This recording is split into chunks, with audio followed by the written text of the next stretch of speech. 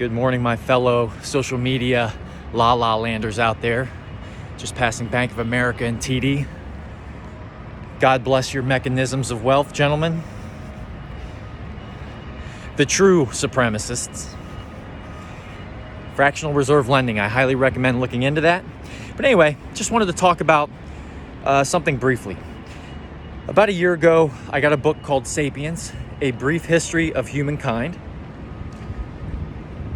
It's written by Yuval Harari, and you can YouTube Yuval and find him in various podcasts where they discuss such topics as gene therapy, future technologies. He talks about it in the book, specifically in the later chapters where he's already described a brief history of humankind, but he also talks about the future that we potentially could be faced with. Ethical dilemmas, moral dilemmas, our perception of our current world according to our reality, and the future of that. So I read the book about a year ago, maybe 18 months ago, and I thought it blew my mind. This is pre-COVID, okay? Well, COVID occurs, and then you have this public, you can't call it a debate because the public, for the majority of, and actually, you know what? Let's try to come from good faith. We are all in this consciousness, unfortunately, simultaneously, whether we agree with it or not. So anyway, what I decided to do was, instead of just read the book, I remembered specific chapters in this book, specifically 15, where we talk about where our genetics go, the modification of the human being, cyborgs, all of these things. The future is here, right? So I read these things, and of course, as a civilian that doesn't work in these fields that pertain to what we're talking about, gotta turn here.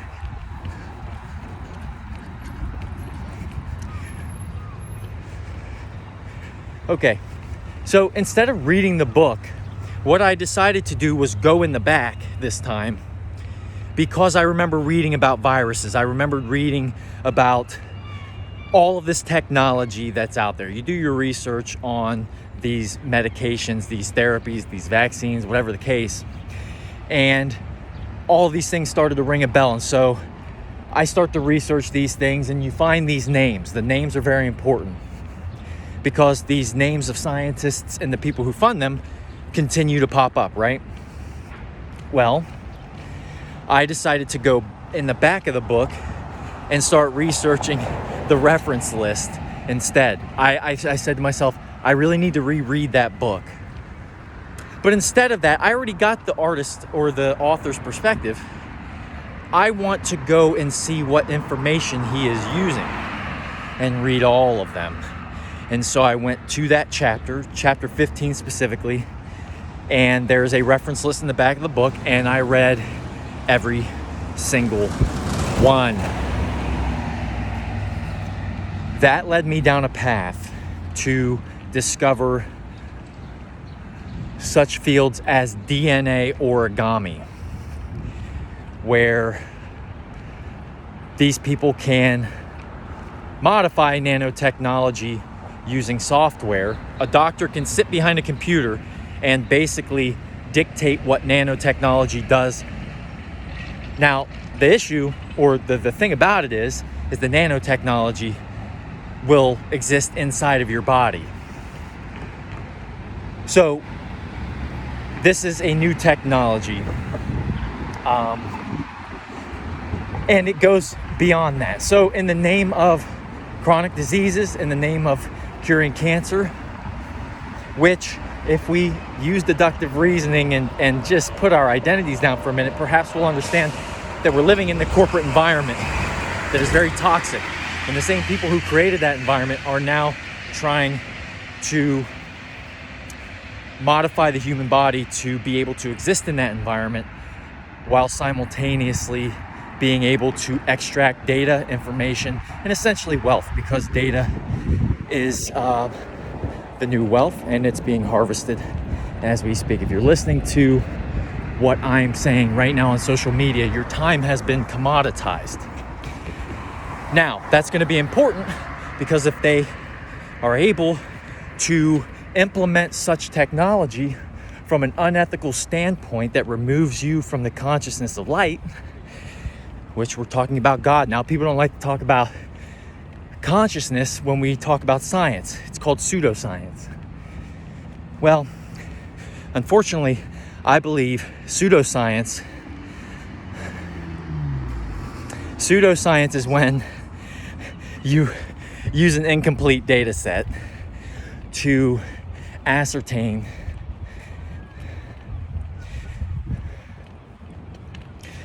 that something is true. Censorship. That's pseudoscience. We don't live in that world. We live in truth. Now, the chapter talks about being able to be interconnected consciously from somebody all around the globe because you are interconnected and interlinked. Meaning that humans would no longer be able to share their own virtuous, purposeful experience to follow their dream, because your dream is no longer just your dream. It is the property of the globe and whoever controls the globe, i.e. corporation. So, they can map out the human genome in a very short period of time. They've been able to do this for a long time. And they are seeking, somebody asked me who they is, or they are. Well, I just walked by two major banks. The Federal Reserve Bank of Boston is right there. And it has more security in it than the collective buildings surrounding it. Now, for those who follow the repo markets, where the banks are deeming themselves too risky to lend to one another, and so the Federal Reserve comes in and injects liquidity overnight, and they're doing it in upwards of $500 billion per day currently. Now, most people won't see that as a problem. Unfortunately, most people don't understand it. And I seek to change that, even if just by one person. So, you read the book and you read the references because they will lead the way. You've got a guy named Douglas, you've got a guy named Dr. Smith out at California University in San Francisco, and these guys openly talk about what they're doing, and I'm okay with it. But the discussion should be allowed to be had publicly. Transparency should be allowed to exist publicly. It is not. And therefore, if you understand the relationship between labor and capital, negotiations have been ongoing all of our lives, and currently the labor force finds itself in an inequitable and deleveraged position. I don't even want to say deleveraged. There was no leverage to begin with because ignorance was allowed to reign supreme. Ignorance is the prior chapter in 14 of this book. Ignorance is discovered by humans. So, when you have a relationship between labor and capital, and knowledge has been kept from labor, is there an equitable table for negotiations? Because it is capital that is going to be used against the laborer. Look at our labor shortages. It's psychological. That's the result of psychological warfare, propaganda. Now, people can disagree with that. I understand. But this is the world that we live in. And we're in the beginning stages of a massive change of how humans are going to determine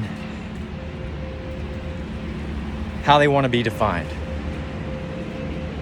How we determine how we want to be defined. Do we define ourselves in our emotionality? Because based on our identities, we do. Yet science wants to get rid of that. So your identities are being used to perpetuate a perception that legislation needs to occur to legislate the way we live our lives. Yet they want to remove the same emotions that we are attached to, identity speaking.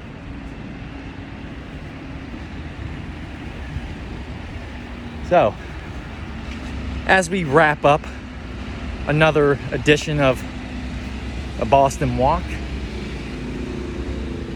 I ask that you consider these things that I say, and if you find them deplorable, well, you most likely have been finding a lot of people around you deplorable for all of your life probably, and we should recognize these things so we can start emotionally, physically, mentally, and spiritually cooperating with one another. Okay? So, God bless everybody. Take care of yourselves. Take care of each other. Take care of yourselves first. Take care of yourselves. And read.